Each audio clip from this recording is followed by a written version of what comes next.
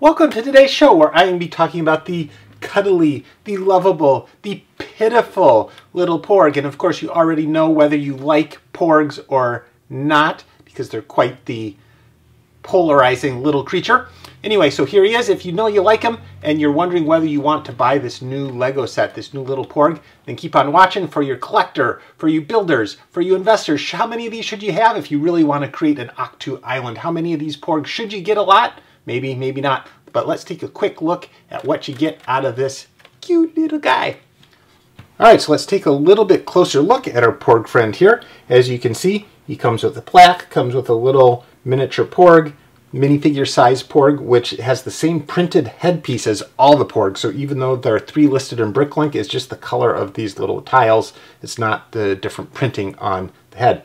Comes with a little information plaque, and of course it comes with the porg with this great interactive feature of flapping his wings. Maybe I'll tip him down so you can see how pitiful he really looks. Oh, he looks so pitiful. All right, so there you go. There's that little miniature. That's that feature there. As we turn him around, you can see on the wing the great feather, you know, the patterning, how well the curves are really used. And if we turn him around to the back, again, you can see these claw pieces are wonderful. And how his tail works, right? And how he flaps in the back of his head. And then on the other side, one of the things I think is a little strange is that they didn't use orange colored plates in here for these slopes to cover over. I know that it's not pure orange there. Maybe that was intentional to add a little bit of gray modeling. I don't know.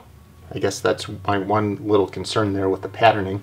But besides that, I think he's really patterned and shaped is just quite wonderful. And if you just want to see the inside, it's easiest to pull his front off here. There you go. You can see his front, and it's just these Technic frames with all these pins all the way around holding all the pieces on. So that is more or less what he looks like. He's easy to put back together if you need to do surgery. All right, so there you go. Oh, buy me, buy me, buy me. All right, so what did you think of the build? Did you like it? I thought it was pretty innovative. I really liked the textures. I really liked the contours, the shapes, the use of the pieces, the contrast in the colors. I think altogether it was really nice. Are you going to get one? Well, before you decide for sure, let's go through some of the stats. So let's put those up there. And you can see it costs $70 here in the United States. And it has 811 pieces. And you think, ah, well, you know, maybe that's so good. But remember, you're not getting any minifigures. You are getting one little porg, but it's the same porg. The head is the same head printed piece as every other porg, so there's starting to be lots of those out there. So 811 pieces, $70? Yeah, well, I wouldn't say that's such a great value on the surface just because of that piece count. It weighs 2.04 pounds and it has a value of $34 a pound. So now when we get into the weight, you can see that it is expensive, just like every other Star Wars set, over $30 a pound for what you get.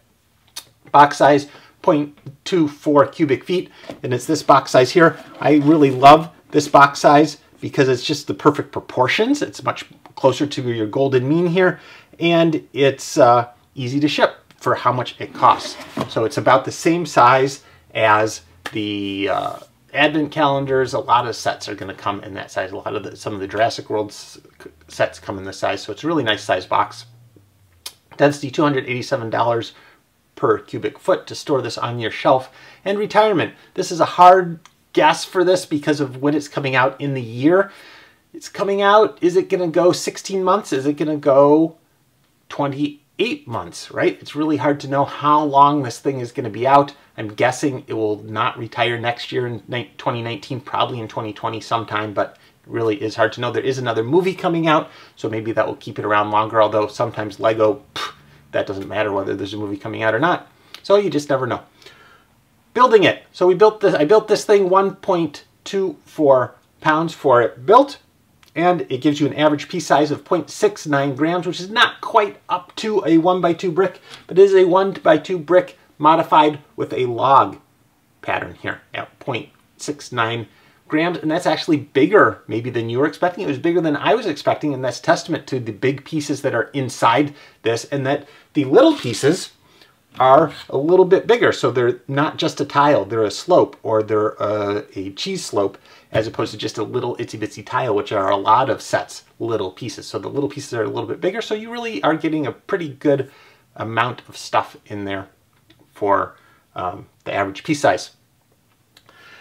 And so now do you think you're going to get it? Well, it's a good value relatively. It only comes with the one little minifigure. It's going to sit on your shelf, but who is this really marketed to? I mean, honestly, who likes these guys the most? Who is suckered by those big eyes the most? Well, it's probably the younger of you out there who are suckered by that, who carry these around as pillows, who make them into backpacks, who dress, well, do some of you dress your dogs up like a Porg for Halloween? Are you going to do that? I don't know. I kind of like the Porgs. I know it completely divides how cute. You can't get really much cuter than a baby Ewok. Maybe that makes you cringe too. So I think it really is marketed. People who really are going to like this are going to maybe be the younger crowd. People who are going to buy it and want to put it on their shelf are the older crowd. Will there be a happy medium in there of someone like me who likes this, who would be proud to put this on my shelf? Because I like the Porgs. You know, I think they're cute. I think they're funny. I don't know. We'll have to wait and see whether Lego nailed that marketing in that this is not a playset. This is a display set with its little plaque, which brings us to a comparison. What other display sets are there out there? Well, of course, the big one is here, BB-8, which is another display set. Not really, you know, it has some more interactive features where you can, let's see, oh, that one opens his flame, right? And then this one turns his head. So it does have some interactive features here, but again, it's going to come with a plaque. It comes with its own little BB-8, and it's really to sit on your shelf and be a display set as less than a play set. So it's $100, and you know, that's your comparison. Now this scale is it's a little bit smaller than this scale is. So this is about a 1:3 scale, or this is about half scale. So normally a Porg would come up to about here on it. But now that we're talking about display sets, talking about play sets, what does it compare to other play sets? Well, I do have classic play guy here. I have a T-Rex. You can see T-Rex, if he stretches up, oh, he's not quite as tall as our little Porg here, a little bit skinnier. So there's what you get with your comparison for your play set and your display set. Now, what is my bread box so we can have a candle to assess everything else with? And that is the VW microbus here. And you can see, whoops, I'm going to pull the head off my BB-8. Microbus, how much bigger the microbus really is than this little guy. Now, of course, the microbus is a $120 set, actually every year getting to be a better and better value. And so you can just see how small this guy really is compared to some of these bigger play sets. So we'll roll that guy off. We'll bring BB-8 back in here as our comparison, because these are sort of designed to be UCS sets, but they're not really UCS sets. They do come with a plaque. What's the last one of these that really was a UCS set? And that would be R2 here.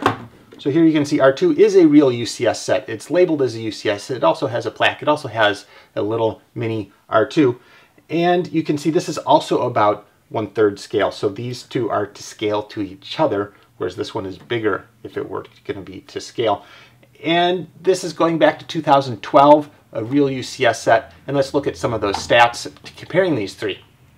So you have the Porg at 70, the BB-8 at 100, R2 at $180. Of course, you can see as the piece counts go up, the sizes go up, the weights go up, everything goes up.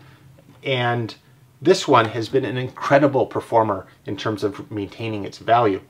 Will these two follow suit? I don't know. We'll have to wait and see. But there you get a size comparison of what you are going to have on your shelf for these three items.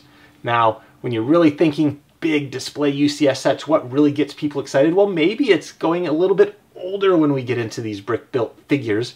Like, how about 2008? What was released in 2008? That would be... here we go. That's right. That would be when General Grievous came out. I think this is a wonderful, wonderful display set because it has these curves. I don't know. I just like it.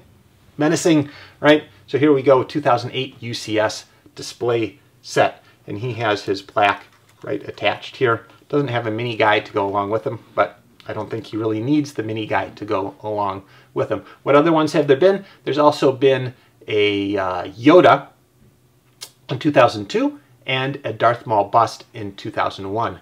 And those are completely square brick built. And you can just see, wouldn't it be interesting to try some of this domed roundness, and they did a little bit here with some more of these curved pieces, because just look how the texture on this Porg is just really nice compared to, you know, some of the shapes and blockiness of the roundness that you get here on some of these other ones.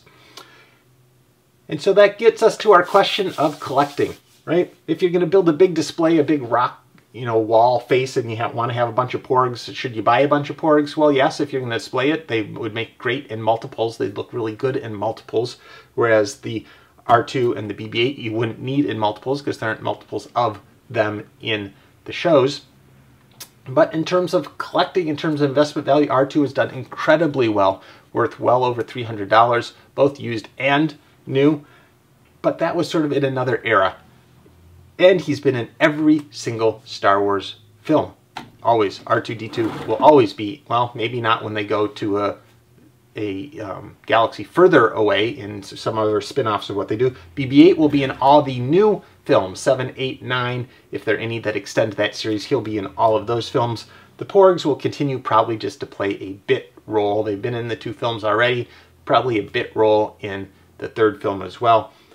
They're just sort of, I don't know, bandwagony, because they just got that cuteness going. I don't know.